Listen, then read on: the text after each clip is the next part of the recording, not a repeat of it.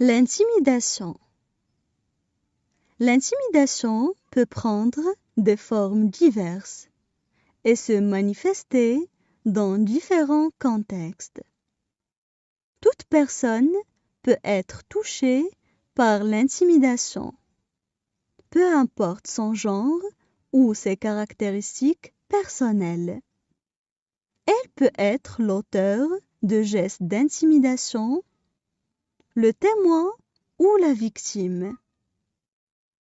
L'intimidation, c'est lorsqu'une personne essaie d'en dominer une autre de façon répétée par des moqueries, des gestes violents ou du rejet.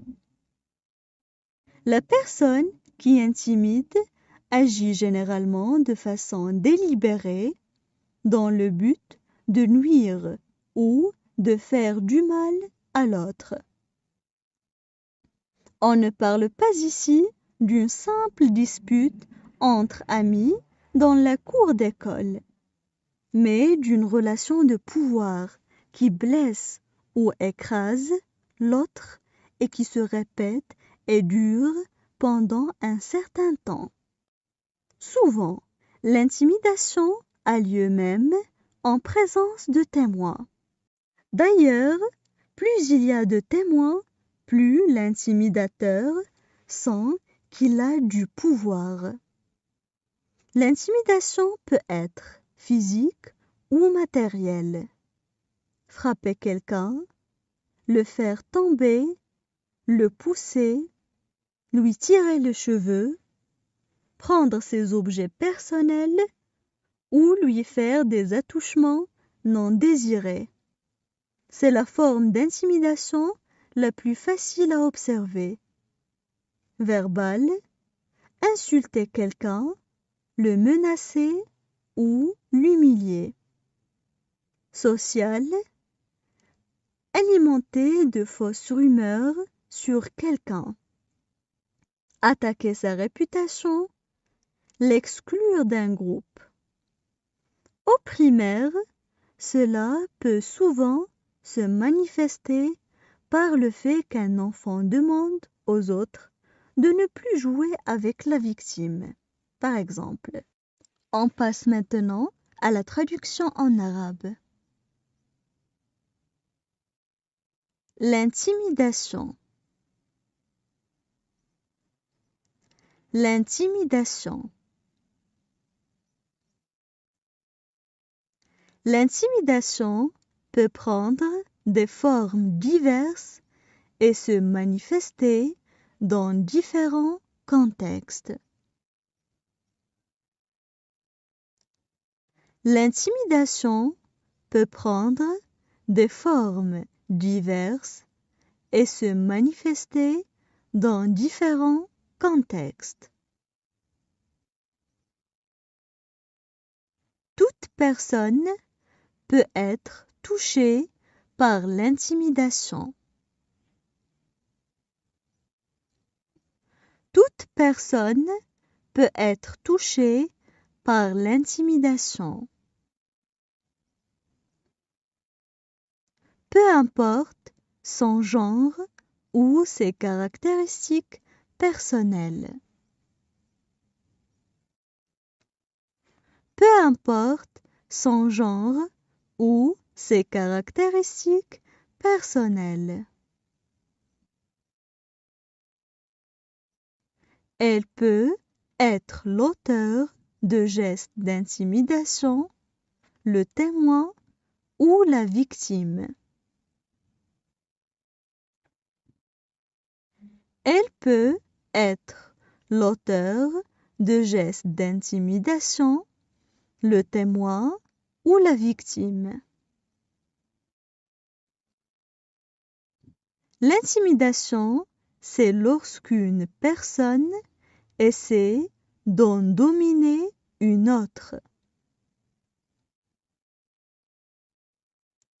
L'intimidation, c'est lorsqu'une personne essaie d'en dominer une autre.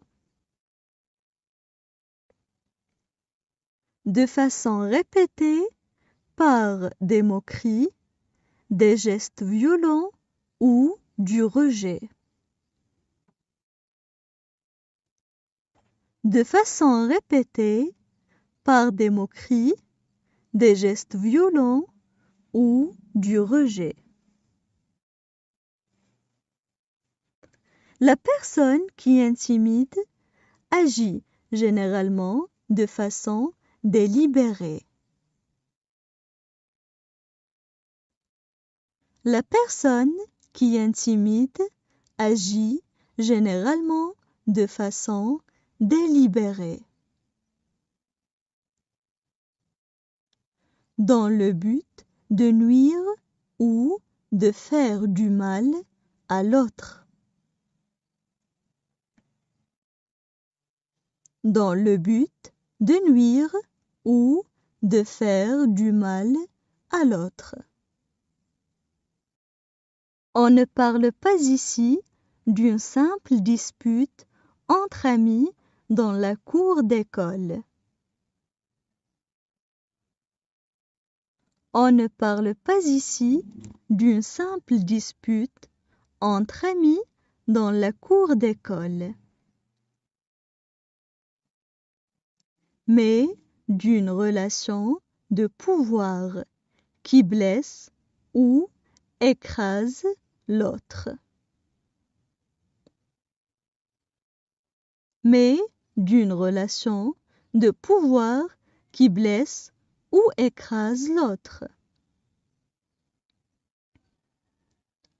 Et qui se répète et dure pendant un certain temps. Et qui se répète et dure pendant un certain temps. Souvent, l'intimidation a lieu même en présence de témoins. Souvent, l'intimidation a lieu même en présence de témoins.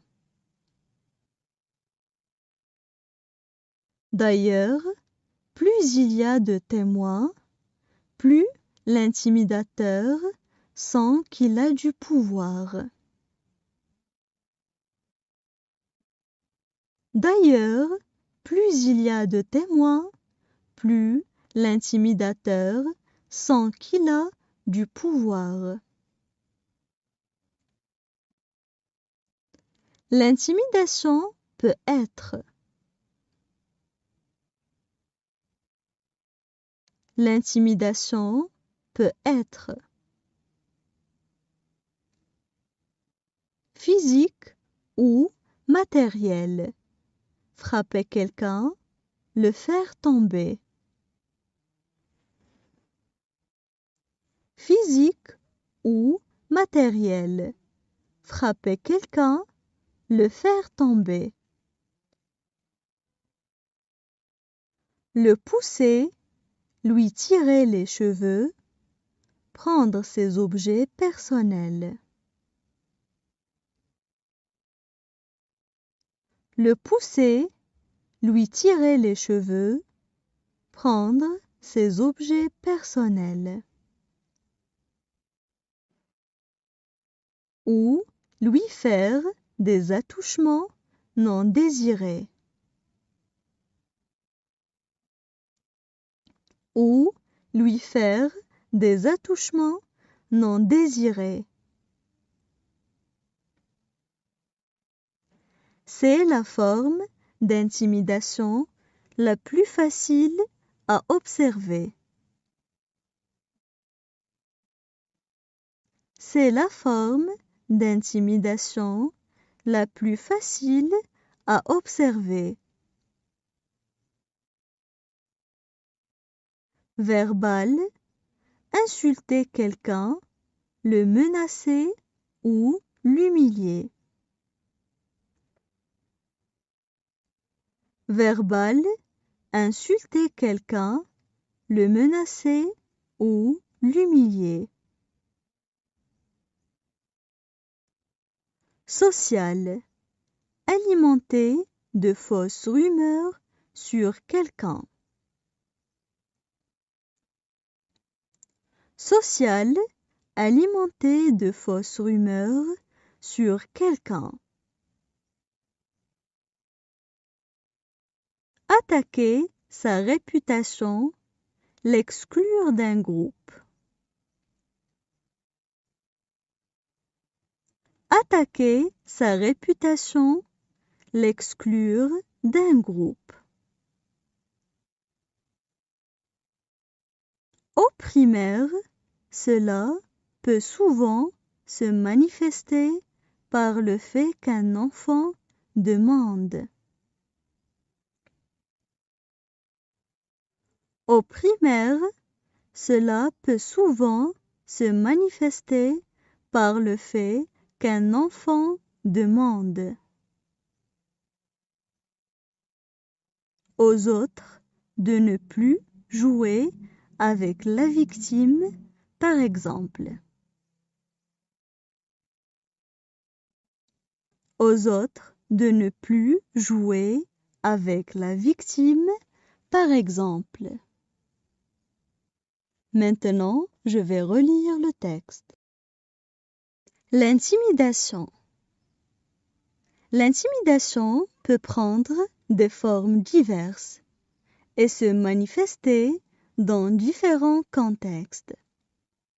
Toute personne peut être touchée par l'intimidation, peu importe son genre ou ses caractéristiques personnelles.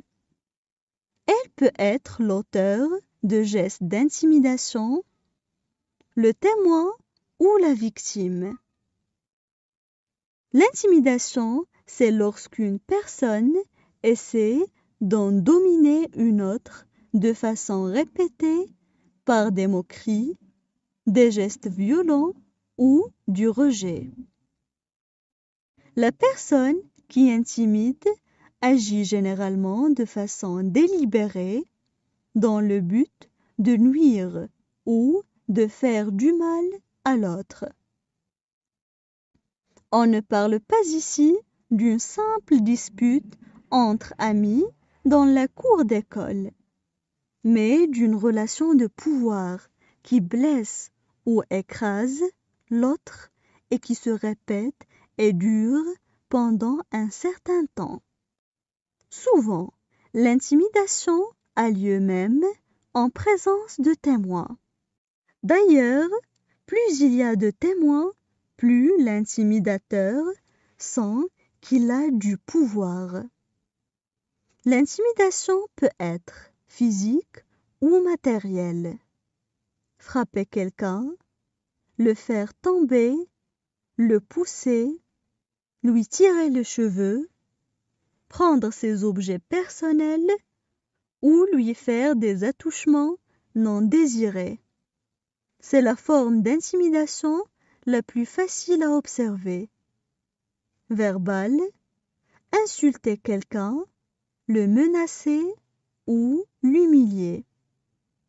Sociale, alimenter de fausses rumeurs sur quelqu'un. Attaquer sa réputation, l'exclure d'un groupe.